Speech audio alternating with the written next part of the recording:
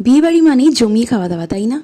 না, সেজেগুজে শাড়ি পরে সেই জমিয়ে খাওয়া দাওয়া পসিবল না, যতই আমরা ভাবি। যেটা বাড়িতে নিজের কমফোর্ট ড্রেস পরে খেয়ে আরাম। দুর্ভাগ্যবশত কলকাতায় না থাকার দরুন আগে অনেক বিয়ে বাড়ি মিস করেছি, তাই অনেক বছর পর নিজের আত্মীয়ের মধ্যে একটা বিয়ে বাড়ি অ্যাটেন্ড করে আমি যেন খুশিতে আপ্লুত। তাও আবার শীতের মৌসুমে আমারই প্রথম বিয়ে বাড়ি। সেই যাকগে কি কি খেলাম শেয়ার করি চলো। ফুচকা চিলি বেবিকর্ন বাদ দিয়ে সোজা ঝাঁপিয়ে পড়লাম চিকেন টিক্কা কাবাব আর ফিশ বলের দিকে। একই প্লেটে দুই টোনাটুনি মিলে বেশ ভালোই খেলাম। দুটো আইটেমই খুব ভালো ছিল, তবে আমার যেটা খুব ভালো লেগেছে সেটা হচ্ছে কাবাব।